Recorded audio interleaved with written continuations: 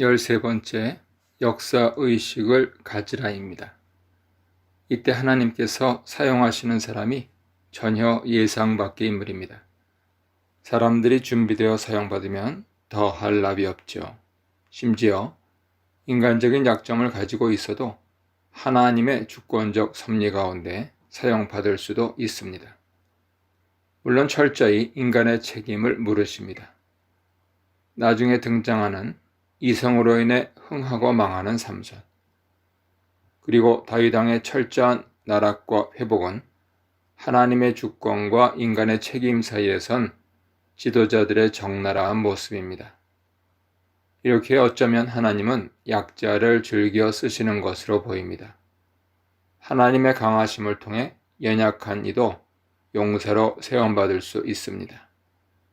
성서는 입다를 소개할 때 그를 큰 용사라고 부릅니다. 그의 인물이 얼마나 출중했는가를 한 단어로 이렇게 소개하는 것 같습니다. 앞서 등장한 기드온은 자기가 가장 연약한 집안의 끄트머리라는 자의식을 가졌을 때 하나님을 만나 큰 용사가 되었습니다. 입다의 경우 그의 약점은 서자 출신이라는 사실이었습니다. 기생이 낳은 아들이었죠. 어쩌면 길르앗이 젊어서 낳은 아들인지 모르겠습니다. 길르앗의 아내들이 낳은 아들들이 자라서 입다를 쫓아냈다고 성서는 정합니다. 그들은 입다의 마음에 큰 상처를 입히며 그를 쫓아냈습니다. 너는 다른 여인의 자식이다. 바꿔 말하면 네 어미는 기생 아니냐는 말입니다. 자기만 말하면 참겠으나 어머니를 모욕하는 자들과 함께 있을 수 없었을 것입니다. 형제들이 그를 쫓아낸 것은 불의한 일이었고 당시 성읍 리더들은 이를 묵인하여 불의에 동조했습니다. 아버지의 재산을 물려받고 못 받고가 문제가 아니었습니다. 입다는 그 형제를 피하여 아람 땅으로 갔습니다. 돕이란 곳이었죠. 돕이란 이름은 좋다는 뜻입니다. 소위 정실 자식들, 사회 주류로부터 그가 배척받고 이방인의 땅에 와서 산 후 입다 주변에 잡류가 모여와 그를 따라다닌 것을 보면 그의 인물됨이 출중했던 것 같습니다. 입다에 한이 있고 그 한을 공감하는 잡류들 가운데 그가 우두머리가 되어 있다는 뜻이겠습니다. 세월이 흘러 이방 땅에서 우두머리가 되어 있는 입다에게 고향에서 청병이 들어왔습니다. 발등에 불이 떨어졌기 때문이죠. 암몬 자손이 길르앗에 모였을 때 길르앗 지역 리더들이 직접 돕당으로 왔습니다. 입다를 쫓아낸 정실 자식들은 무엇을 하고 있었을까요? 지난 장에서 살펴보았듯이 입다에게 제공될 자리는 이미 오픈되었습니다. 길르앗 백성과 방백들이 서로 이르되 누가 먼저 나가서 암몬 자손과 싸움을 시작할꼬. 그가 길르앗 모든 주민의 머리가 되리라 결의했기 때문입니다. 그런데 길르앗 지역 리더들이 먼저 입다에게 와서 장관이 되라고 했습니다. 자기들 수하가 되어 장군으로 전쟁을 치르라고 했습니다.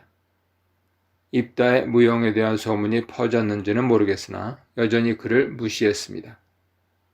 입다는 쫓아낼 때는 언제고 환란을 당하니까 찾아오냐고 물었습니다. 길르앗 지역 리더들은 과거에 대해 대꾸하는 대신 그들이 온 목적을 다시 강조했습니다. 입다의 반응에 당황한 리더들은 이내 말을 바꾸었습니다. 자기들과 함께 가서 선봉에 서면 모든 지역 주민들의 통치자, 머리가 될 것이라고 말했습니다. 입다도 한 발 물러섰습니다. 그들을 따라 고향에 가서 싸울 때 하나님께서 이기게 하시면 정말 통치자가 되겠느냐고 되물었습니다. 입다의 신앙 태도를 읽을 수 있는 대목입니다. 길르앗 사람들은 입다의 인물됨을 보고 왔을지도 모르고 그가 이방 땅에서 어떻게 우두머리가 되었는지 들어서 왔을지도 모르며 혹은 분명치는 않으나 하나님의 보냄을 받고 왔을지도 모르지만 입다는 자기가 나가 싸울 때 승패는 하나님께 달려있다고 전제했습니다. 이에 길르앗 리더들은 하나님을 증인으로 입다의 말대로 하겠다고 확약했습니다. 입다는 그들을 따라갔습니다. 사람들이 세우고 하나님께서 추인하시는 최초의 사사가 됐습니다. 입다가 아람 땅 돕에서 살다가 돌아왔습니다. 아람 땅에서 돌아온 입다가 미스바에 모여있는 이스라엘 백성들의 사사가 되었습니다. 성서는 백성이 입다로 자기들의 통치자와 지휘관을 삼았다고 전합니다. 여기서 중요한 영적 분별 기준이 있습니다. 하나님의 뜻을 분별하는 데 필요한 네 요소가 있습니다. 하나님의 말씀, 공동체의 합의, 상식과 지각에 의한 상황 판단, 그리고 하나님의 섭리 등입니다. 다른 말로 하면 기록된 말씀, 역사와 전통, 개별 주체의 체험, 그리고 하나님의 은혜 등입니다. 성서가 없던 시절 자신을 쫓아낸 정실 자식들과 그들을 비호한 길르앗 백성들이 마음을 받고 자신을 머리로 삼는 것을 보고 입다는 전장에 나갈 결심을 했습니다. 내적으로는 아버지의 집안을 보호하고 외적으로는 자신을 다시 받아줄 뿐더러 지휘자로 삼는 공동체를 보호하기로 결심한 듯 보입니다. 상황과 상식을 통한 인도를 받았습니다. 이제 필요한 것은 하나님의 은혜입니다. 그리고 만일 길르앗 지역 리더들이 하나님의 지시하심을 받고 오지 않았다면 부르심이 있어야 합니다.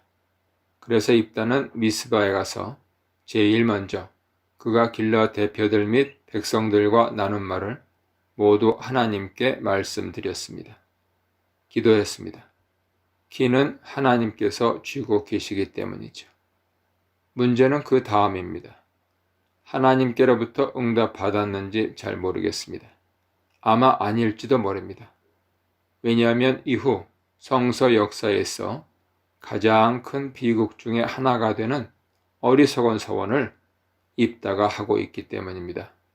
속단할 수는 없습니다. 미스바에 모인 이스라엘 백성들의 지도자가 된 입다는 일단 암몬 왕에게 회담을 제의했습니다. 고대부터 전쟁을 치를 때는 실전에 앞서 설전을 벌였습니다. 명분과 정당성, 명예와 정직을 중요시한 시대 가치관도 반영되었습니다. 먼저 입다가 암몬 왕의 침입 경위를 물었습니다. 대답은 예상대로였죠. 현재 그들이 밟고 있는 땅, 길르앗은 물론이고 앞으로 그들이 침공하려는 이스라엘의 땅을 가리켜 내 땅이라고 했습니다. 그래서 입다는 정확하게 이렇게 질문했습니다. 우리 사이에 무슨 잘못된 일이 있어서 나의 영토에 쳐들어왔느냐? 암몬 왕이 왕으로 메시지를 전달하자 입다 역시 내 땅이라며 왕의 표현을 썼습니다. 간단한 대화 같지만 부드러운 표현 이면에 엄청나게 적대적인 메시지였습니다. 그러자 암몬 왕이 입다의 사절에게 과거사를 들먹이며 다시 이렇게 대답했습니다. 너희가 이집트에서 올라올 때 아르논 강에서부터 야복강 그리고 요단강에 이르는 내 땅을 점령했다. 그러니 이제는 군말 말고 그것을 되돌려라. 일부는 사실이었습니다. 성서는 그때 일을 이렇게 기록하고 있습니다. 이스라엘이 칼날로 그들을 쳐서 파하고 그 땅을 아르논부터 야복까지 점령하여 암몬 자손에게까지 미치니 암몬 자손의 경계는 견고하더라. 이스라엘이 이같이 모든 성읍을 취하고 그 아모리인의 모든 성읍 헤스본과 그 모든 촌락에 거하였으니 헤스본은 아모리인의 왕 시혼의 도성이라. 시혼이 모압 전 왕을 치고 그 모든 땅을 아르논까지 그 손에서 탈취하였었더라. 민수기 21장 24절 이후죠. 지금 논란이 되고 있는 것은 입다를 홀대한 므낫세 반지파뿐 아니라 르우벤과 갓자손이 차지한 땅의 임자가 누구냐 하는 것입니다. 암몬 왕은 원래 자기 것이라 주장하고 있습니다. 그런데 원래 자기 것이 아닙니다. 아모리인의 것이었습니다. 원래 이스라엘은 싸울 마음 없이 팔레스틴 땅에 들어가려고 했습니다. 그런데 에돔, 모압, 암몬 모두 이스라엘의 통행을 거부했고 그들을 해하지 말라는 하나님의 명대로 에둘러 우회하여 요단을 건너려 했습니다. 이때 헤스본과 바산 지역을 통과해야 했고 앞서 자신들의 앞길을 막는 나라들에 대한 공격은 막으셨던 하나님께서 아모리 족속의 나라들은 공격해도 좋다고 허락하셨습니다. 그래서 민족의 영도자 모세는 처음에는 그곳 역시 통과만 하겠다고 했으나 두 왕이 싸움을 먼저 걸어와 방어하다 보니 격퇴하게 되었습니다. 암몬 왕의 말도 안 되는 이야기를 듣고 입다가 역사를 짚어주었습니다. 언제 이스라엘이 모압과 암몬 땅을 취했는가? 그리고 모압 암몬 땅에 들어오지 말라고 해서 경계도 안 밟고 진행하다가 헤스본 왕 시온과 바산 왕 옥을 무찌르고 두 지파반이 그 지역을 차지한 것뿐이라고 역사를 상기시켜 주었습니다. 그때 차지한 곳의 경계가 바로 지금 암몬 왕이 영유권을 주장하고 있는 북으로는 야복강, 남으로는 아르논강, 서로는 요단강에 이르는 아모리인들의 땅이었다고 밝혔습니다. 사실 아모리인들은 정복 대상인 팔레스틴 7부족에 포함되어 있었으므로 그 땅을 점령해도 하나님의 명을 어긴 것이 아니라고 분명히 밝혔습니다. 이어 지금 있는 것을 족한 줄 알고 지내라고 충고한 뒤 하나님께서 얻게 하시는 곳은 어디라도 얻을 준비가 되어 있음을 덧붙였습니다. 위협적인 자세였습니다. 18년에 걸친 식민지를 산 백성들의 입에서 나올 말이 아니었습니다. 미쳤거나 뭘 믿거나 둘 중 하나였습니다. 말이 터지기 시작하니 걷잡을 수 없었습니다. 그래서 입다는 재판관들 가운데 자신의 말을 가장 많이 남긴 사람이 됩니다. 그는 암몬을 그들의 형제국인 모압에 빗대어 말했습니다. 암몬 왕이 이전의 영웅인 모압 왕 발락보다 위대한가? 그도 이스라엘이 두려워 선지자를 사주하여 이스라엘을 물리치려 시도했지 싸울 엄두를 못 냈는데 어떻게 감히 하나님의 군대와 싸우려느냐며 조롱했습니다. 그리고 매우 중요한 이야기를 덧붙였습니다. 먼저 역사 이야기를 해서 역사를 꺼냈지만 벌써 300년이 지난 이야기를 왜 새삼 거론하느냐 비아냥거리며 찾으려고 했으면 벌써 찾을 일이지 왜 지금 와서 난리냐고 했습니다. 되치 않는 이슈로 말하자면 당장 자기 땅을 밟고 있는 암몬 왕에게 길르앗 출신 입다가 얘기해야 하죠. 역사적으로 따져도 말이 안 되고 현재 상황을 보아도 말이 안 됩니다. 그래서 입다는 심판하시는 하나님을 찾았습니다. 하나님이 사사, 재판관이 되어달라고 했습니다. 입다 본인 입장으로도 사람들이 추대했으나 아직 하나님께로부터 추임받지 못했기에 하나님께서 사사가 되어 주셔야 했습니다.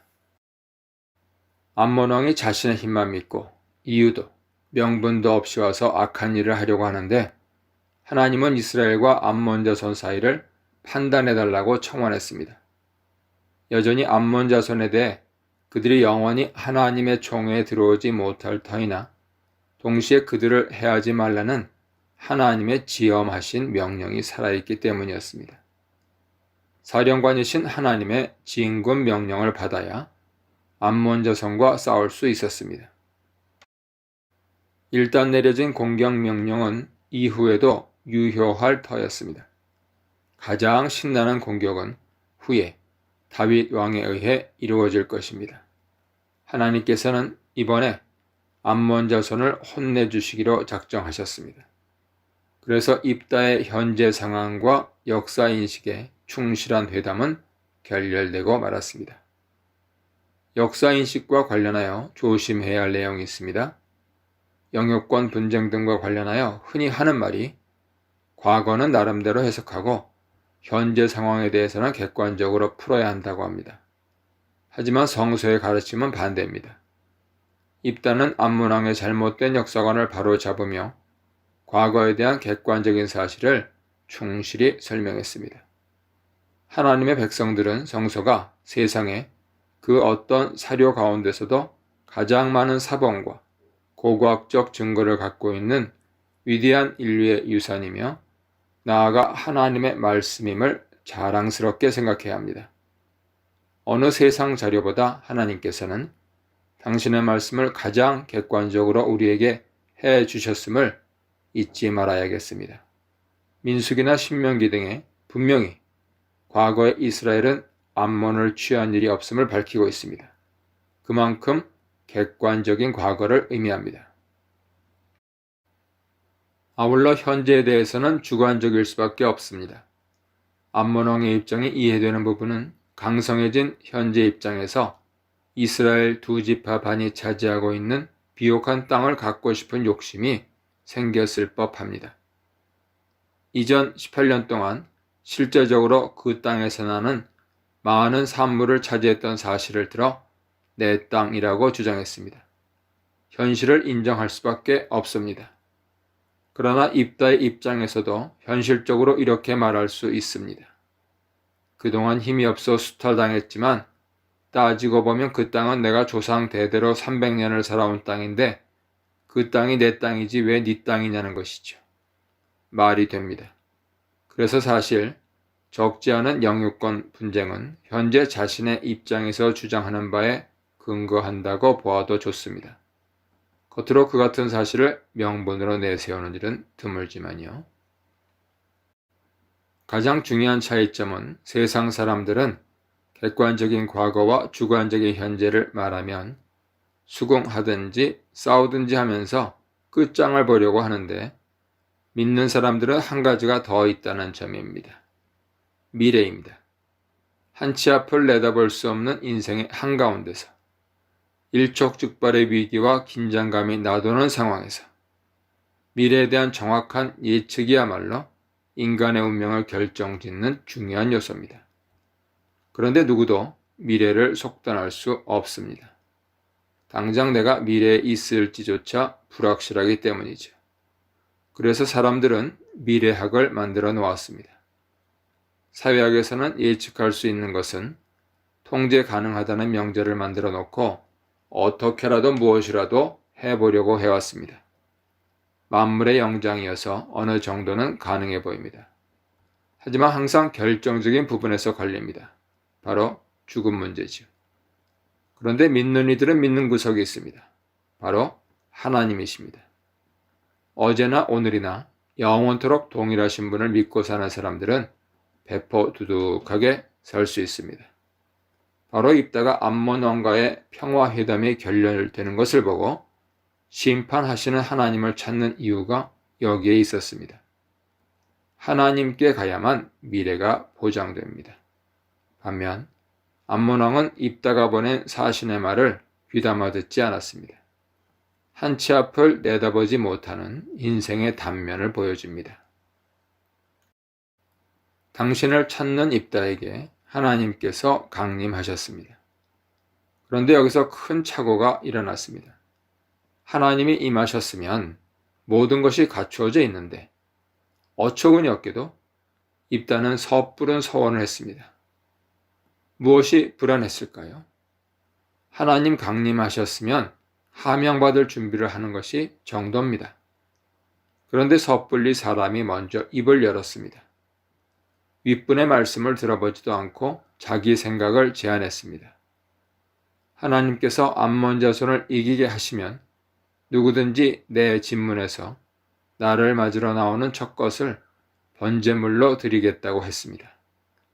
기가 막힙니다. 여기서 말하는 첫 것은 사람을 뜻합니다.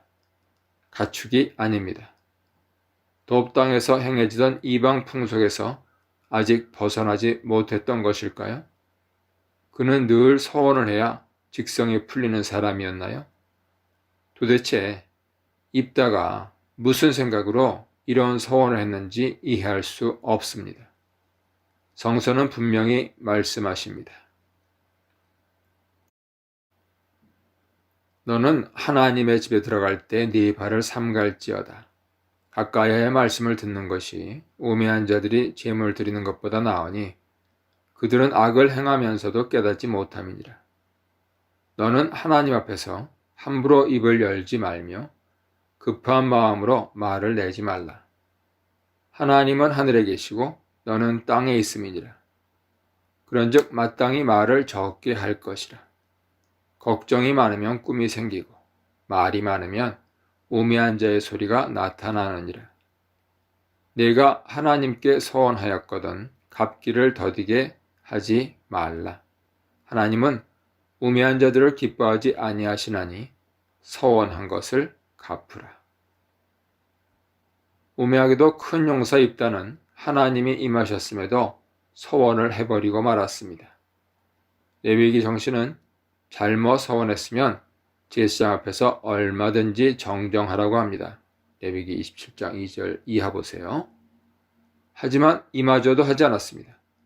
입다의 신앙생활은 그가 하나님을 어떻게 생각하는지에서 출발합니다. 그의 이상한 신과는 건강하지 못한 신앙으로 이어졌습니다. 전쟁에서는 이겼습니다. 엄청난 승리를 거두었습니다. 기도원 때보다 더 큰 승리였던 것으로 보입니다. 아로엘에서부터 민니까지 20성읍을 점령했습니다. 그리고 암몬 자손이 바로 항복해버리고 말았습니다. 그런데 성서는 겨우 2절을 할애하여 이 사실을 기록합니다. 위대한 승리를 무색해 하는 일이 일어났기 때문이죠. 기뻐해야 할 순간이 애통의 순간이 되고 말았습니다. 그래서 섣불리 서원하지 말아야 합니다. 했더라도 하나님 죄송합니다 라며 빨리 처리하고 겸손하게 부복해야 합니다. 승리하고 돌아오는 입다를 처음 맞은 것은 그의 무남 동료 외동딸이었습니다. 눈에 넣어도 아프지 않을 외동딸을 번제물로 바쳐야 할 상황이 벌어지고 만 것이죠. 입다는 계집종이 나올 줄 알았을까요? 미래를 하나님께 맡기려던 입다가 너무 성급히 말을 내는 바람에 그의 옷을 찢어야 하는 상황이 벌어졌습니다. 전쟁 영웅이 패장보다 못하게 되어버렸습니다. 사사기에 등장하는 최초의 여성 희생자가 된 딸은 자초지종을 듣고 오히려 아버지를 위로했습니다.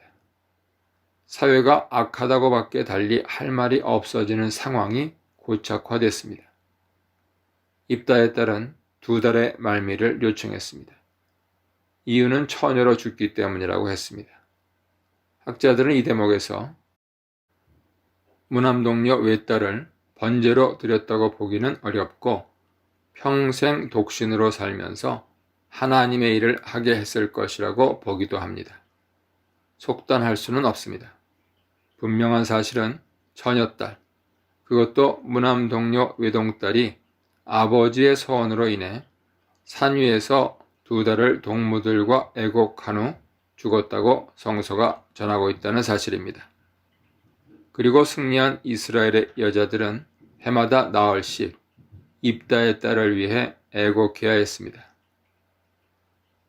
예수님은 구속사의 중심이시죠. 흔히 역사라고 부르는 세속사는 그분의 이야기를 팔레스틴 한 구석에서 발생한 근거 없는 소문으로까지 치부합니다. 하지만 12 사도들의 전통은 과거에 있었던 예수 사건이 얼마나 객관적인지 다양한 각도에서 조명해 놓았습니다. 흔히 복음서라 불리는 매우 독특한 이야기 형식이 그 기록입니다. 과거의 객관성을 확보하기 위해 예수 공동체가 전수해 주었습니다. 흔히 사람들은 예수가 무리를 걸을 수 있었는지 여부를 과학적으로 증명하려고 합니다. 복음서는 그렇게 접근해서는 안 됩니다. 사람들의 흥미를 끌 수는 있겠지만 복음을 과학을 중심으로 한 세계관에 맞추면 신구약을 통관하는 진정한 복음 세계가 제대로 드러나지 않습니다. 그보다는 과거 세계관을 포함한 세상일을 복음 기준에 맞추기 위해 성서는 증언을 계속합니다. 이러한 복음 특성을 국가 경영에 적용해 볼 수 있을까요? 2012년 한국 대선에서 NLL 문제가 주요한 안보 이슈가 되었습니다. 진보 진영에서는 주요 선거 때마다 집권당에서 내거는 안보 이슈에 진덜머리를 냅니다. 하지만 분명히 해야 할 것이 있습니다. NLL 이슈는 안보 이슈 이전의 역사 문제란 사실이죠. 북방 한계선, 줄여서 NLL은 대한민국과 조선민주주의인민공화국 사이에 설정된 사실상의 남북 해상 군사 분계선을 말합니다. 이중 서해 북방 한계선은 대한민국 서해 5도와 조선민주주의인민공화국 황해남도 해안 사이에 설정된 해상 경계선으로 1999년 제1차 연평 해전 이후 군사적인 분쟁 이슈로 떠오르고 있습니다. 1953년 7월 27일 국제연합군 유엔군 사령부와 조선민주주의인민공화국은 한국전쟁의 정전협정을 발효시켰습니다. 정전협정 당시 육상의 군사분계선 MDL은 합의되었으나 해상 경계선에 관해서는 연안수역의 범위를 둘러싸고 3해리를 주장한 유엔군 사령부와 12해리를 주장한 조선민주주의인민공화국의 입장 차이 때문에 명확한 합의 없이 연해의 섬 및 해면에 관한 통제권은 1950년 6월 24일 이전을 기준으로 하되 서해 5도, 백령도, 대청도, 소청도, 연평도, 우도는 유엔군 사령관 관할하에 둔다는 단서 규정만을 두었습니다. NLL 설정 당시 북한 해군력은 완전히 무력화된 상태로 유엔군과 남한 해군이 북한의 전 해역을 장악하고 있었습니다. 이런 대한민국의 유리한 상황에도 불구하고 정전협정 발효 1개월 뒤인 1953년 8월 30일 마크 웨인 클라크 유엔군 총사령관은 정전협정의 취지에 따라 남북 간의 군사적 충돌을 억제할 목적으로 동해상으로는 군사분계선 MDL의 연장선에 서해상으로는 38선 이남인 대한민국 서해 5도와 조선민주주의인민공화국 황해도 사이의 해상에 북방 한계선 NLL을 설정했습니다. 유엔군 사령부는 당시 북방 한계선 설정에 대해 해군 작전 규칙의 일환으로 대한민국 해군에만 전달하고 조선민주주의인민공화국에는 공식 통보하지는 않았습니다. 1953년 북방 한계선 설정 이후 1973년까지 조선민주주의인민공화국이 특별한 이의를 제기하지 않았기 때문에 NLL은 사실상 서해상의 남북 간 해상 분계선으로서 기능해왔습니다. 그러나 1973년 12월에 개최된 346차 및 347차 군사정전위원회에서 조선민주주의인민공화국은 황해도와 경기도의 도 개의 연장선 이북 수역은 자기들의 해역이라고 주장하면서 서해 5도에 항해하는 남측 선박은 자신들의 사전 허가를 받아야 한다며 처음으로 NLL에 대한 공식적인 이의를 제기했습니다. 유엔군 사령부는 북측의 이러한 주장은 정전협정 문구와 정신을 위반하는 것으로 전적으로 용납할 수 없는 궤변이라고 반박하였습니다. 유엔군 사령부는 1999년 6월 11일에 조선민주주의인민공화국의 장성급 회담을 제의하면서 보도자료를 통해 NLL은 46년 동안 남북 사이의 군사적 긴장을 방지하는 효과적인 수단으로 군사력을 분리하는 데 기여해온 실제적인 경계선으로 사용되어 왔다라고 발표했고, 같은 해 6월 15일 제1차 연평해전 발생 당시 장성급 회담에서는 NLL은 실질적인 해상 분계선이며 지난 40여 년간 쌍방이 인정하고 지켜온 엄연한 해상 분계선으로서 협상의 대상이 아니다. 그리고 새로운 해상 불가침 경계선은 남북 간 군사 공동회에서 협의해야 하며 그때까지는 현재의 NLL이 준수되어야 한다는 점을 분명히 했습니다. 이에 대해 조선민주주의인민공화국은 유엔군 사령부가 NLL을 조선민주주의인민공화국이나 중공군 총사령관에게 통보한 적이 없으며 조선민주주의인민공화국은 군사정전위원회를 통한 구두 주장이나 문서 제출, 서해상의 실제 행동으로 40여 년간 무효임을 주장해왔다는 태도를 보였습니다. 그러나 1973년 12월 이전에 무효를 주장했다는 근거는 확인되지 않습니다. 조선민주주의인민공화국은 제1차 연평해전 직후인 1999년 9월에 NLL로부터 훨씬 남쪽을 경계로 하는 조선 서해 해상 군사분계선을 일방적으로 선포했으나 김대중 정부 이후 대한민국 정부와 국군은 현재의 NLL이 준수되어야 한다는 입장에 서서 북측의 이러한 주장을 일축하고 있습니다.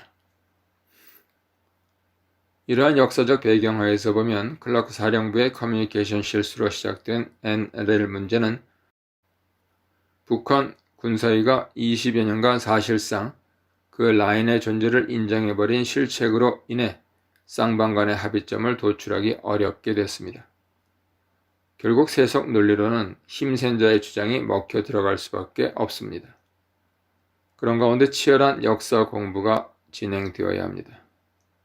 하지만 보검 특성을 적용하면 어떻습니까? 조장하는 것이 아니라 해군 작전 규칙상 북측에 통보할 필요가 없었던 선긋기를 중심으로 사고하고 일관성을 주장하는 것이 유엔 사령부의 일관된 주장이죠. 이에 대해 북측은 사전 통보가 없었다는 객관성을 위한 객관성을 자기들의 논리 근거로 활용하려고 하지만 중요한 점은 유엔 사령부의 선긋기 이후 무려 20년 동안 아무런 조치를 취하지 않아 결국 NLL을 고착화시켜 버렸습니다. 누가 잘못했습니까? 현재 힘의 균형은 어떻습니까? 20세기 한국 정치계는 조정의 역사라 해도 과언이 아닙니다.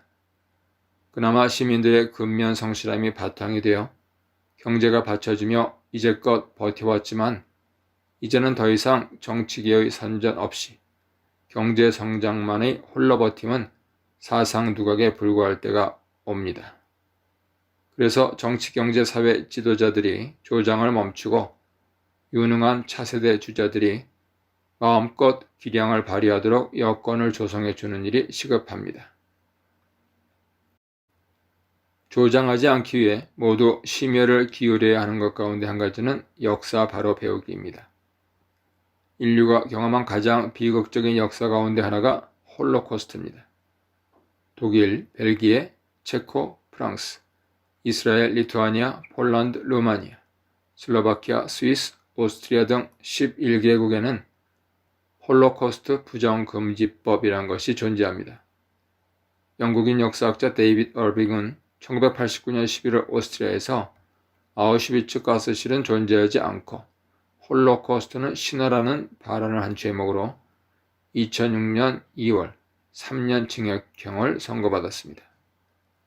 홀로코스트는 히틀러가 독일 인종이 아닌 다른 인종에 대한 마지막 해결책으로 제시한 후 나치 독일의 엘리트 부대인 SS를 정점으로 한 경찰, 자원자들에게 막대한 급료와 피해자들의 전리품을 보상으로 제시하며 자행한 조직적인 인종학살입니다. 문제는 독일 영토 내에 있던 독일인들이나 히틀러가 폴란드를 침공한 직후 알려지기 시작한 이 마지막 해결책의 공포를 연합국들이 이미 인지했음에도 불구하고 적극적인 저항이나 구명이 이루어지지 못한 점입니다. 캐나다의 경우에도 1912년부터 전 세계적인 유대인 혐오, 기피 현상의 영향 아래 유대인 이민자들을 규제했던 것도 사실입니다. 이러한 역사적인 사실에도 불구하고 역사학자가 홀로코스트를 부인하는 것은 납득이 되지 않는 일이며 실정법에 저촉되는 행위임에 틀림없습니다. 그렇지만 동시에 문제되는 것은 표현의 자유를 보장하고 있는 각국의 헌법이죠. 그래서 오스트리아에서 발생한 얼빙 사건 및 그에 따른 판결은 매우 복잡한 양상을 띠었습니다.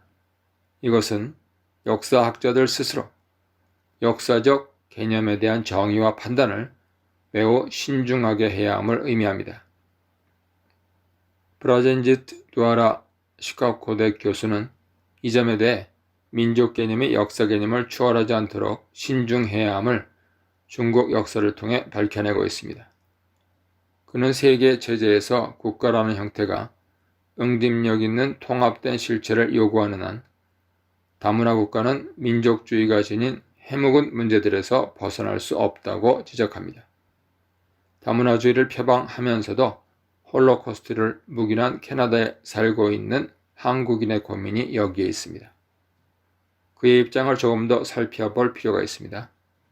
두아라는 근대적인 중국의 종족, 인종 혹은 민족 개념은 명청시대 중요한 사회 제도였던 종족, 혈통 또는 가문에 대한 관념을 번역한 것이고 신의 혁명기, 공화주의 혁명파들은 한족을 하나의 대가족에 비유하는 수사를 동원하여 충효동의 전통적인 감정을 불러일으켰다고 봅니다.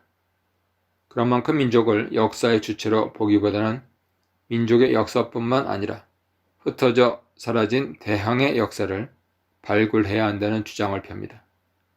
약소국의 서름을 간직한 한국의 역사가 주목해야 할 점도 이러한 대항의 역사 측면이고 그만큼 더 가치가 있어 보입니다. 뒤늦게 알려진 소위 이승만의 눈물이라는 사건도 우리가 어디에 집중해야 하는가를 보여줍니다. 리처드 닉슨 대통령이 1972년 주얼레 당시 중국 총리에게 전한 바에 따르면 1953년 북진 통일을 주장하는 이승만 대통령에게 당시 부통령이었던 닉슨이 이에 반대하는 미국의 강력한 메시지를 전달한 뒤 그의 눈에서 눈물을 보았다는 내용입니다.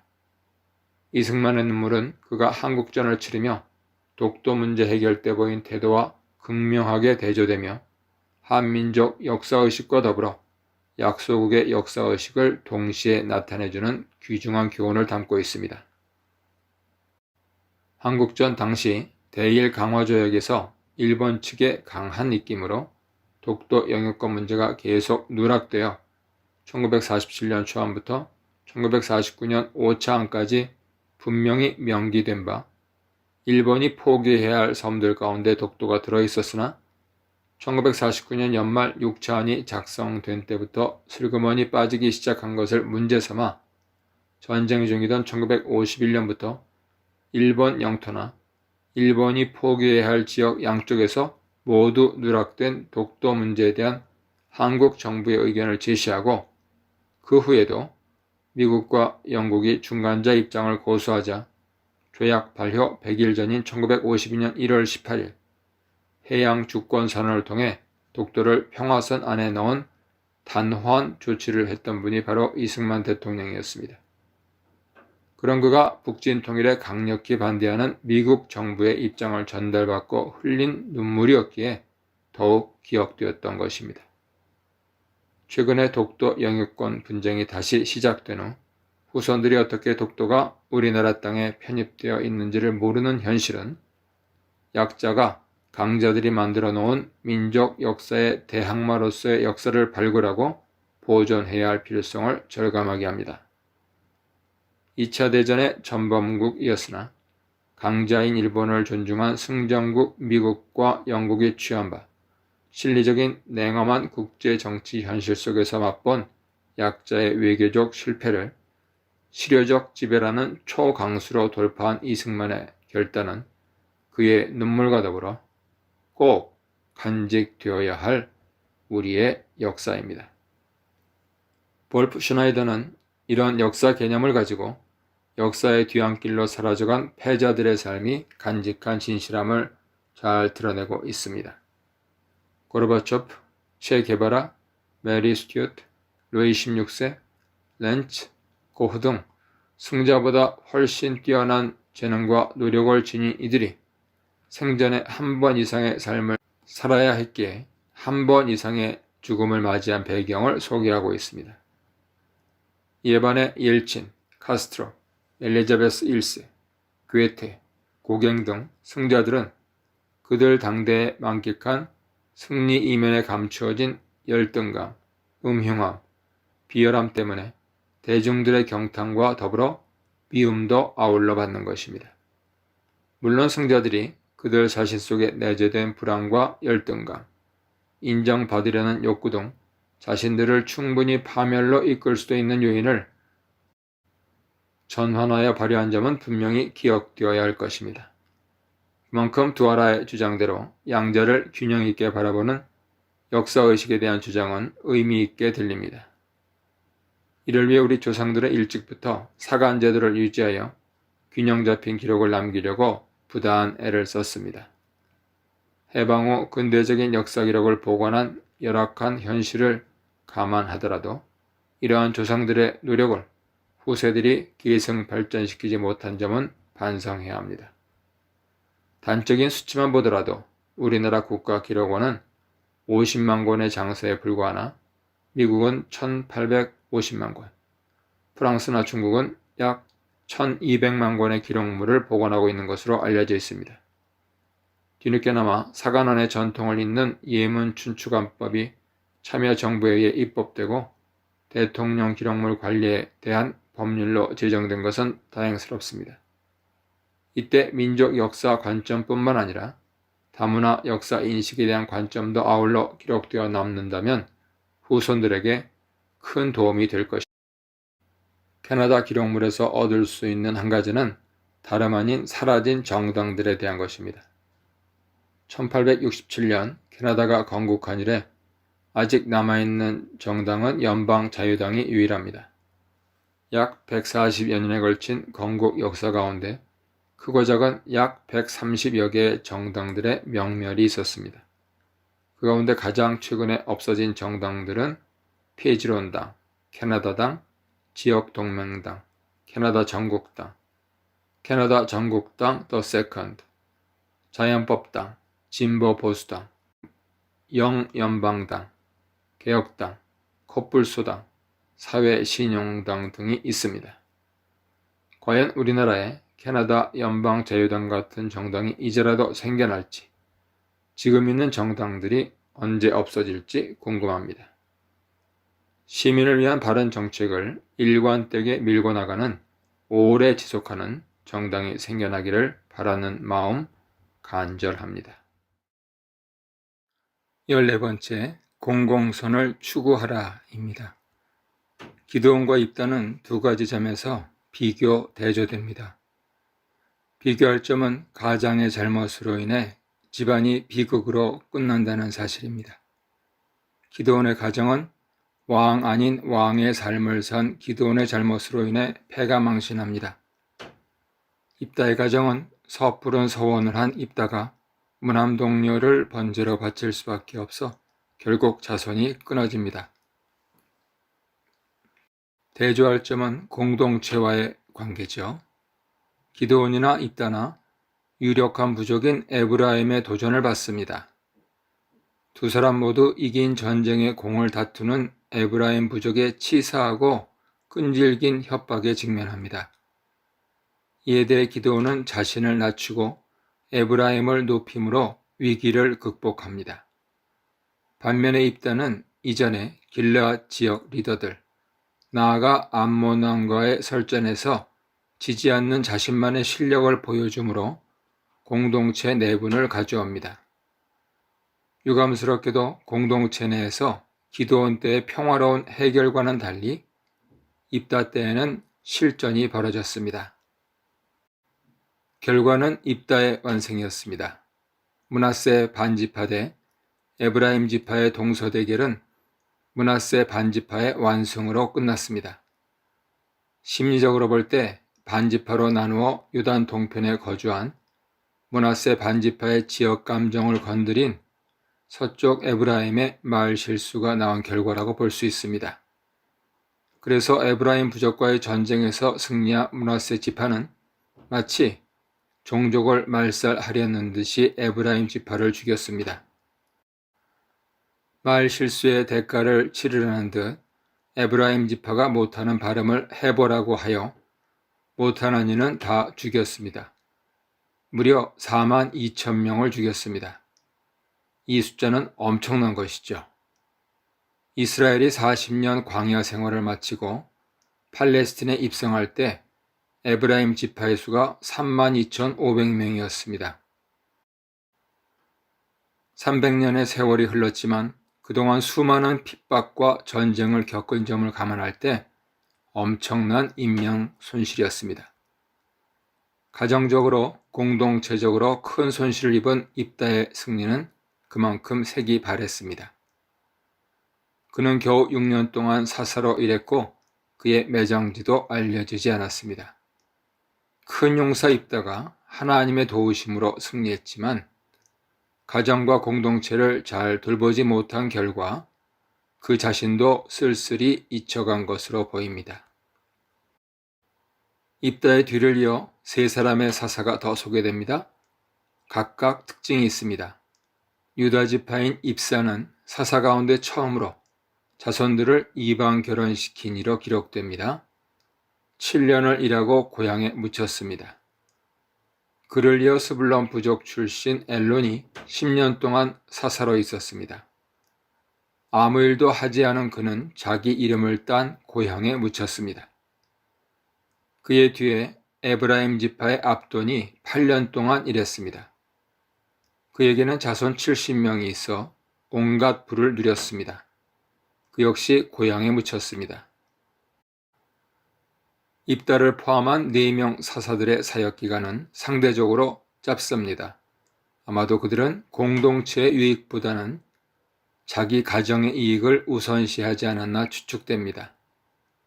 나아가 그들의 짧은 사역기간 이전에 그들의 삶을 기록하고 있는 짧은 성서 기록이 그 짧은 기간 동안 공동체를 위해 무엇을 했다는 기록 대신 그들 가정이 어땠다는 데 치중하고 있습니다.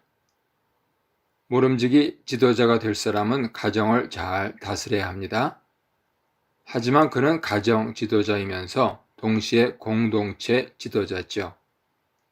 공동체를 위해 유익하지 않다면 하루속히 지도자 자리를 내놓고 초야에 묻히는 것이 좋습니다. 가정 이익만을 챙기다 자기 고향에 묻힌 공동체 지도자는 듣기에 거북합니다. 가정과 공동체 지도자가 양자를 통합할 수 있는 개념은 다름 아닌 집 개념입니다. 가정은 당연히 집이라고 생각하지만 공동체를 집이라 생각하는 경우는 드물죠. 이해하기 쉽지 않습니다. 하지만 하나님 백성은 쉽습니다. 기독교 공동체인 교회를 집이라고 하기 때문입니다. 위대한 율법학자이며 복음 전도자였던 사도 바울은 고린도전서 3장 9절에서 이 사상을 천명하고 있습니다.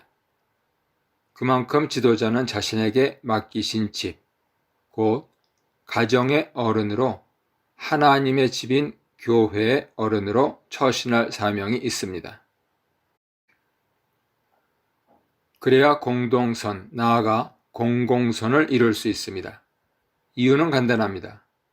지도자에게 있어서 사적 영역과 공적 영역의 구분은 일반 백성에 비해 의미가 축소되며 그렇게 구분하는 것은 때로 매우 위험하기 때문이죠. 이렇게 생각해야 세상에서 요구하는 높은 도덕성을 유지하면서 지도자의 길을 갈 수 있게 됩니다. 교회가 세상에 물들지 않고 세상에서 바르게 사는 길이 이에 다름 아닙니다. 세상이 인정할 탁월성, 탁월한 가치, 곧 하나님의 지혜인 십자가 정신으로 세상의 유익을 도모할 때 교회의 권위가 서고 세상이 교회를 교회로 봅니다. 나아가 기대하기는 세상이 스스로 자기를 바라보게 됩니다. 예수님의 공생의 사역은 한마디로 유대주의 지도자들에게 스스로 자기를 돌아볼 것을 촉구하신 비판 사역이었습니다. 그로 말미암아 결국 그는 십자가형을 받게 되었습니다. 매우 교활하게도 유대 지도자들은 자신들의 손으로 예수님을 제거하는 대신 유대를 식민 통치하던 로마 집정관의 손을 빌렸습니다. 뻔한 그들의 수를 안 집정관 빌라도였으나 역사의 흐름을 되돌릴 수는 없었죠. 양심의 가책을 받아서였을까요? 그는 예수님께 조용히 물었습니다. 진리가 무엇이냐고요. 로마의 고관이 나사렛 목수 출신 선지자에게 물었습니다. 정의가 무엇이냐고요. 일본에서도 설명했듯이 21세기 들어 10년 동안 주목할 만한 현상을 들라 하면 미국의 거부들을 중심으로 일고 있는 재산기부운동을 꼽을 수 있습니다. 빌 게이츠, 워렌 버핏을 필두로 시작된 운동은 아시아권을 돌아 유럽으로 향하고 있습니다. 바야흐로 대세가 서준하고 있는 것입니다. 경제인들을 중심으로 일어나고 있습니다.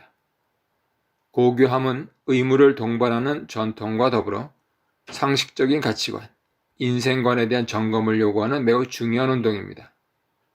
그런데 이 운동의 상징성은 그 무엇보다 공공선의 추구에서 찾아야 할 것 같습니다. 평생 남들보다 뛰어난 업적과 부를 쌓은 이들이 사회를 기반으로 형성된 자신의 부를 사회에 다시 환원하는 기부운동은 인생이 향해야 할 매우 중요한 방향입니다. 미국의 외교 전문지 Foreign Policy와 영국의 정치 평론지 프로스펙트가 2005년 가을 40일 동안 2만 명의 온라인 독자들을 상대로 조사한 당대 최고 지식인의 미국 언어학자 촘스키가 선정되었습니다. 그가 1위를 차지한 이유에 대한 분석 가운데 에밀 졸라, 장폴 사르트로 이어지는 비판적 지식인의 위상이 여전히 크다는 사실이 지적되었습니다. 비록 촘스키의 미국 외교 정책 비판에 동조하지 않는 이들이 많을지 모르나 공공선에 입하지 않은 비판 지식인의 공로는 누구나 인정하기 때문으로 보입니다. 그의 뒤를 이어 이탈리아의 기호학자이자 소설가인 움베르토 에코, 무신론 생물학자로 유명한 리처드 도킨스, 체코 벨벳 혁명의 주인공이자 대통령을 지낸 바슬랍 하벨, 이슬람을 빙자한 파시즘을 날카롭게 비판해온 언론인 크리스토퍼 히친스가 꼽혔습니다. 근대 정신 도식으로 볼 때 기존 정신에 반하는 비판력을 통해 새로운 합이 도출되므로 공공선의 이바지함이 크다고 볼 수 있습니다. 포스트모던식으로 생각하면 정이든 반이든 다양한 변형을 가져오는 일체는 공동의 이익을 가져올 수 있으면 되고, 촘스키를 비롯한 인사들은 그들의 실용적 가치를 그들의 지식과 삶을 통해 보여주었기에 의미 있습니다. 그렇다면 사회 구성 요소로 인식되는 교회는 어떠하며, 특히 캐나다에서 이민자로 살고 있는 정황에서 어떤 공공선이 추구되어야 하는가는 매우 중요한 질문이 됩니다.